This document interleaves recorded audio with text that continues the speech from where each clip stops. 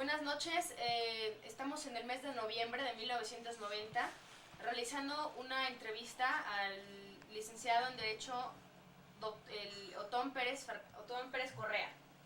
¿Nos puede decir cuándo nació, por favor? Nací el 28 de octubre de 1906. ¿En dónde nació? En Tacubaya, Distrito Federal. ¿Y nos puede platicar un poco de lo que era Tacubaya en esos momentos? ¿Cómo no? Tacubaya estaba separado por completo del centro de la Ciudad de México, aislado por llanos de la población, de la pequeña población, entonces San Pedro de los Pinos, con llanos de por medio bastante largos que los separaban de Mixcoac, y finalmente con grandes llanos separada de San Ángel. Tacubaya fue en un tiempo residencia de gente sumamente acomodadas que tenían casas veraniegas en Tacubaya. Y el resto de la población era de una clase media, mediana. Las calles estaban relativamente deshabitadas. Recuerdo la calle en que nací, pintoresca, arbolada, empedrada, con pasto entre las piedras que simulaba que toda estaba con pasto. Las banquetas no eran de concreto, eran de baldosas o losas que se llamaban de cantera rosa, y las guarniciones de las banquetas eran de piedra basalto labrada adecuadamente para hacerlas firmes. La calle donde viví, metros de largo, solamente vivían 6 familias, entre las que se encontraba la mía. Solamente 6 familias. Solamente 6 familias en una calle de posiblemente más de 200 metros. Si quieren que les mencione el nombre de las familias, pero resulta inútil, era la familia en la esquina con lo que ahora es la calle de Martín. Había una escuela. Después de la escuela estaba la casa de los Terrés. El jefe de la familia era el general Gabriel Terrés. Después de eso había unos llanos y seguía la casa donde nací, a continuación la casa de los Bris, y de ahí hasta la esquina en un tiempo no había más construcciones. Fue todavía en mi niñez que en la esquina construyó la señora Plata, y después construyó un ingeniero Gutiérrez 2 casas para alquilar, y enfrente había una barda larguísima de escasos 2,5 metros de altura, de adobe, que dejaba ver la fruta de los perales, exquisitas peras, por cierto.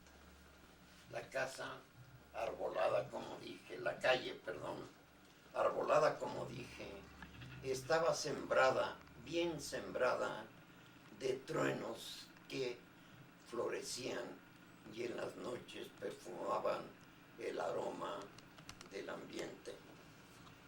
Era tan quieta la calle que en las noches se escuchaba el paso de los transeúntes si tenían tacones duros.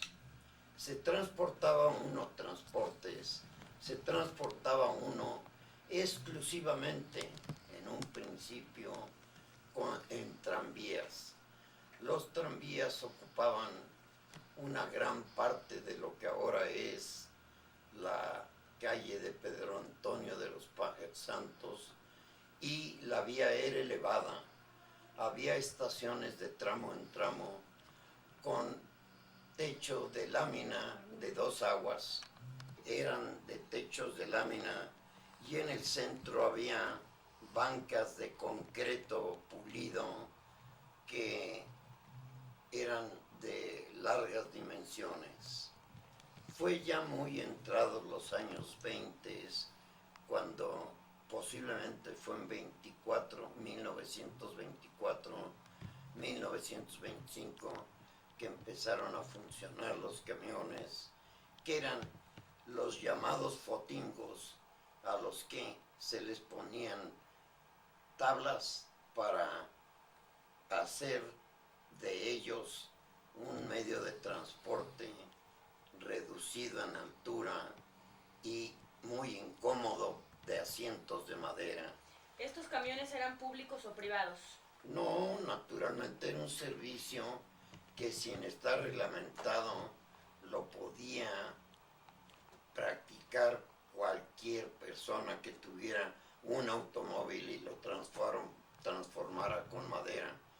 Los respaldos eran unas tablas separadas que resultaban un tanto cuanto incómodas para poderse recargar en ellas. La competencia entre la compañía de tranvías y los camioneros se agudizó.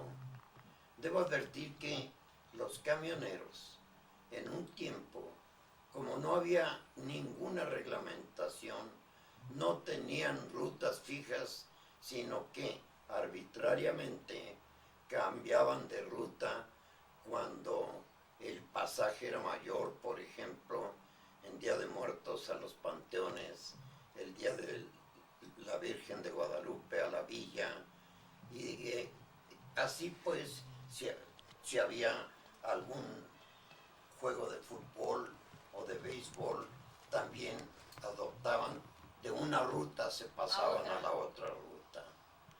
En ese tiempo abundaron los vendedores ambulantes y era bellísimo escuchar, así me acuerdo, el lánguido grito de las mujeres, fundamentalmente descalzas, envueltas en rebozos, en los que también protegían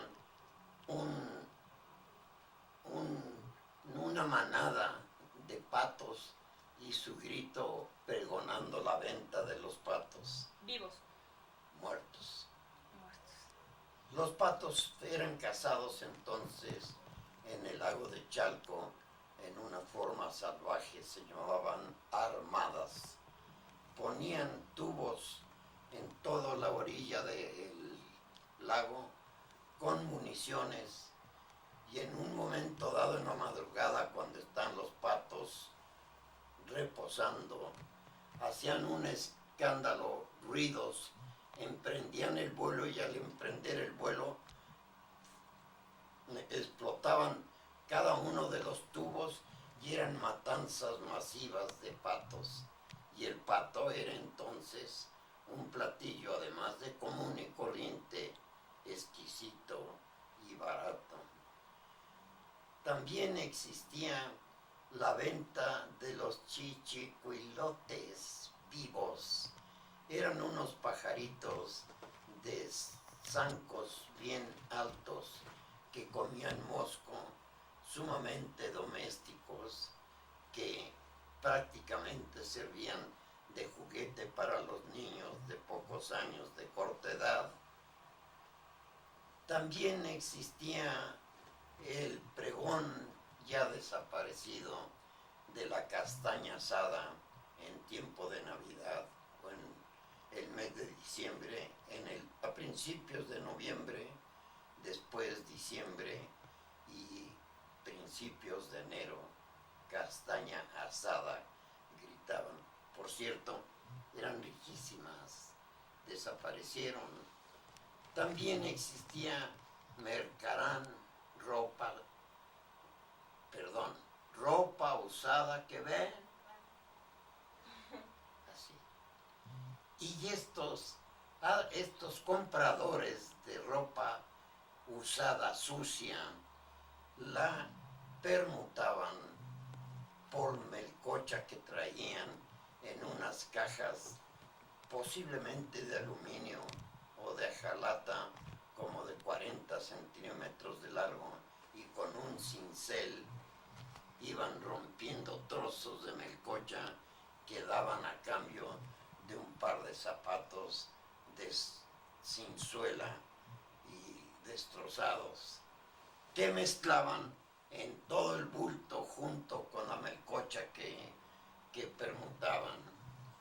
En tiempo de muertos era precioso también contemplar las procesiones de frailes que se hacían con cabezas de garbanzo, y en Semana Santa desapareció ya. El sábado se quemaban judas y las tiendas colgaban en los judas obsequios para el público. El que lo alcanzaba se lo llevaba, cualquiera podía apoderarse de ellos.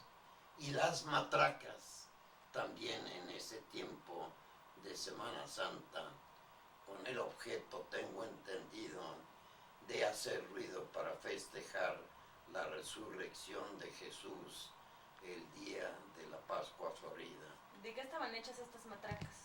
Eran normalmente carritos de transportes como los que transportaban tirados por bueyes o por caballos, pero tenían una estrella en las ruedas, y esta estrella golpeaba con un tejamanil que ya también ha desaparecido, produciendo el ruido semejante al golpe de un martillo sobre una madera débil, una madera delgada.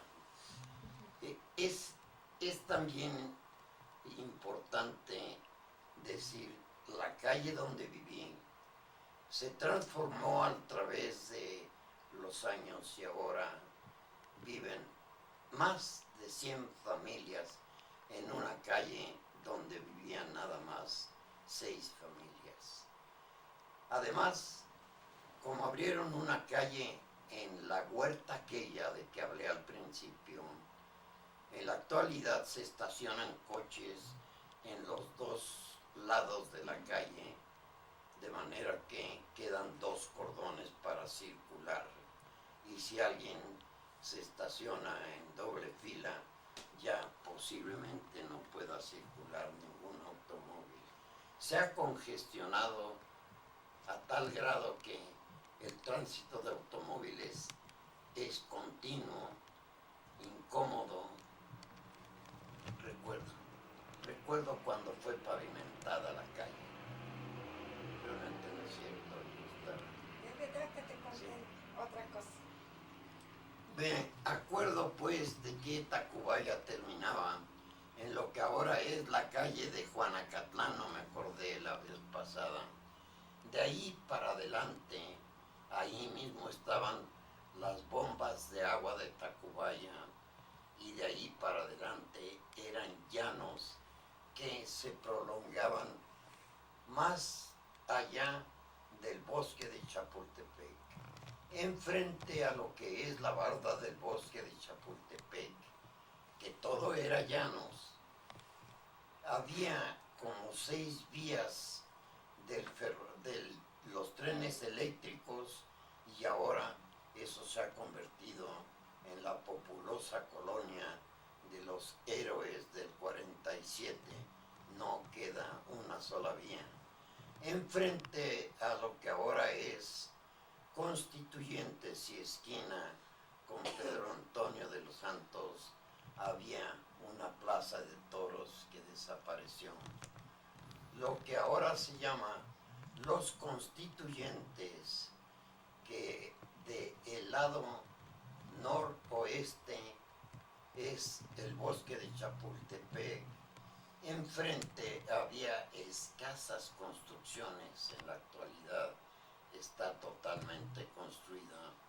El noreste de esa calle en toda su extensión hasta llegar al cambio, al crucero, digo, del Toluca. Si uno localizaba algún lugar alto de donde se pudiera ver la ciudad, ¿qué era lo que más se veía de la ciudad? Muchos laguitos, muchos llanos cubiertos, todo Narvarte en tiempo de aguas era un llano, los llanos de una hacienda, era inundado en el tiempo de aguas, y entonces, inclusive yo creo a la altura de Eugenia más o menos, en nuestras travesuras de irnos de pinta, íbamos a nadar a un lugar llamado Cuatro Árboles. ¿Qué río era? No puedo ¿La Piedad? recordar. No era el río de la Piedad. Estaba más al sur de el río de la Piedad, que dividía, por cierto, a Pueblo Piedad. Así es. Era una población pequeña, el pueblo de Piedad, completamente aislada del centro de la ciudad. Ahora está enfrente el centro médico. Lo que es el centro médico eran unos llanos interrumpidos por una que otra casa. Recuerdo la casa del ingeniero Saldaña, que tenía frontón, pero se llegaba en lo que es la avenida,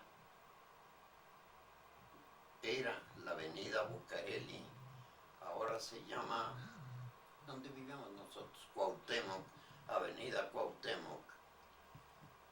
Desde el río de la Piedad hasta lo que es avenida Chapultepec, así se llamó también en ese tiempo, había de un lado unos grandes llanos que se convirtieron en el Estadio Olímpico de México, también separado. Posteriormente se construyeron en esos llanos los multifamiliares Benito Juárez, el campo de fútbol del América, que donó a la ciudad posteriormente, el club deportivo de Hacienda, que da a la calle de Jalapa. Todo eso eran llanos, todo eso estaba totalmente despoblado. No existía la colonia Roma Sur, que se ha llamado, eran llanos deshabitados en su inmensa mayoría. Otra vez digo, podía estar salpicado por una casa en un lugar y otra casa lejana en otro lugar, pero eran eran llanos. Al llegar a lo que ahora es la avenida California y Cuauhtémoc, había un cuartel que, con motivo de la revolución, quedaron muchos soldados lesionados, que se llamó el cuartel de los inválidos. Después fue la 8ª delegación, y creo que todavía sigue destinada a ser la delegación del Rumbo. Y fuera de eso, hasta la calzada de Tlalpan y casi hasta Tacubaya eran llanos todo eso. No existía Narvarte y las demás colonias. Fue muy posterior que se subdividió parte de esa superficie para formar primero la colonia del Valle, después Narvarte. Me falta una cosa. En los edificios entonces eran cuando más de 3 pisos, quizá de 4, pero no se veían edificios de 5. ¿De qué año estamos hablando? Estoy hablando de 1920, 1925, 1930. Fue por ahí de 1936 que se construyó un llamado rascacielos, esquina de lo que ahora es Eje Lázaro Cárdenas y Avenida Juárez, que era el edificio de la Nacional, no la Torre Latina, sino que enfrente de la Torre Latina, es decir, al oeste de la Torre Latina, está lo que fue un rascacielos de 7 pisos, tengo entendido. Era lo más alto que teníamos en México. Eso era el punto más alto que se veía desde un lugar alto. Sí, por supuesto, era lo que resaltaba en una vista de pájaro de la ciudad, vamos a decir, ¿verdad? Sí. Para esto, enfrente de este rascacielos no estaba el Palacio de Bellas Artes. No, el Palacio de Bellas Artes en ese tiempo era una armazón de hierro que tenía parte de la fachada, pero no todo el edificio, parte de la fachada de mármol y sus paredes, oriente y poniente, no tenían ni las columnas ni las balaustradas, y a partir de la mitad de la pared, ahora de la pared de Bellas Artes, era un armazón de hierro sin techo, no tenía techo. Se veían las viguetas que llegaron a enmohecerse y tomaban un color rojizo. Lo mismo sucedió con lo que fue originariamente destinado al Palacio Legislativo y que ahora se conoce con el nombre de Monumento a la Revolución. En el tiempo del general Porfirio Díaz se pretendió construir un enorme edificio para que allí estuvieran albergadas la Cámara de Diputados y la Cámara de Senadores. Nunca llegó a construirse durante 20, 25 años posiblemente, ni un metro de pared, sino que todo esto fue un esqueleto de viguetas de acero que después se rellenaron para formar lo que ahora se llama Monumento de la Revolución. Por ejemplo, las relaciones entre las familias y el funcionamiento de una casa normal, ¿en qué consistía? Si se puede referir la pregunta a las relaciones sociales, realmente eran en familia casi todas. Las reuniones se hacían para jugar fundamentalmente juegos de prendas, para en ocasiones bailar originariamente. Yo apenas alcancé eso, los lanceros, para escuchar música, algún pseudo virtuoso o pseudo virtuosa tocaba el piano y otra cantaba y por supuesto todos la aplaudían. Se jugaban juegos de prenda como el juego de había un avío cargado de y tenía uno que decir con la vocal o la consonante que había elegido de qué iba cargado, y si no lo decía uno con la rapidez y prontitud, entonces perdía la prenda, y después en comité se discutía la pena que a cada uno de los que habían perdido se le habría de imponer. El papel de la mujer en la casa y el del señor en la casa, ¿en qué consistía? La mujer en ese tiempo estuvo sumamente vigilada, no podía salir prácticamente después de las 5 de la tarde sola, porque se consideraba que era un peligro.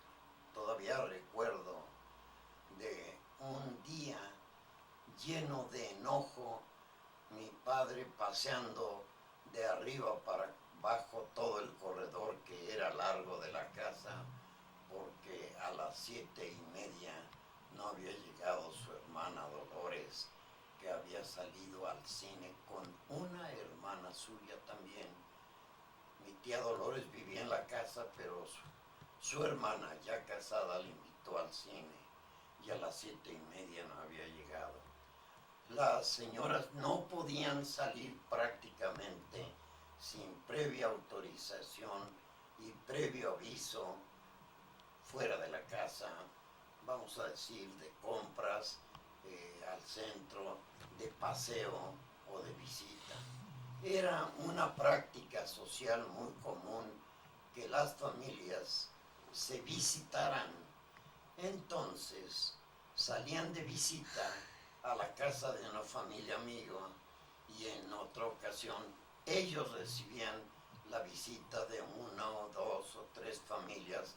Y vamos a decir, en la semana se recibía visita de dos familias y se hacían otras dos visitas. Era prácticamente, las mujeres estaban destinadas, las bien educadas, a tocar el piano, a veces el arpa, todavía se estilaba, o a cantar, o a bordar, o a tejer, o algunas de ellas perfeccionadas en cocinar manjares. Recuerdo, por ejemplo, que se hacía en la casa dulce de calabaza y para eso, de pepita de calabaza, y para eso se compraba un costal de semilla de calabaza, se iba pelando una por una las semillas, después se molían y con eso se hacían unos exquisitos dulces de pepita de calabaza, que todavía más les daban forma de frutitas, de plátanos, de manzanas, y los pintaban también poniéndole su rabito con gran curiosidad. Dedicación. Con una dedicación. Valdría la pena, esto lo digo a ti, yo creo que no lo voy a decir en voz alta, que vieras los manteles que mi madre bordó para cuando yo me casé y las sábanas que también bordó para cuando contraje matrimonio. Todos los manteles hechos a mano en punto de cruz o tejidos con hilo de carrete, según ellos, ¿verdad? Que es tan delgado que requiere mucho trabajo para tejer un mantel de hilo de carrete. Con esto se puede decir que el tiempo en el que se vivía ha cambiado mucho a lo que es el tiempo ahora.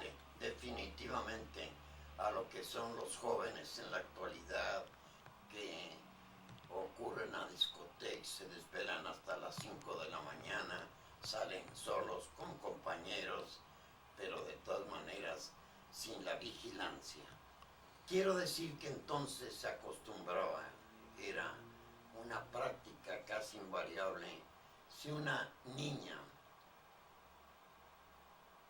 se hacía novia de un amigo, de un compañero, de un joven, no podía salir sino chaperoneada, es decir, acompañada de un miembro respetable de la familia de la niña.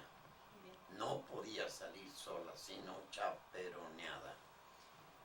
Bueno, como se nos ha terminado el tiempo, ya para concluir, ¿qué es lo que, así en breve, qué es lo que más se puede, en qué se ha notado más el cambio de la Ciudad de México? En todo, realmente, en el número de habitantes ya no cabemos en la Ciudad de México. En la atmósfera se llamó a México la región más transparente del mundo y ahora es una ciudad Más negra. gris más que, inclusive la ayudan a parecer gris. El color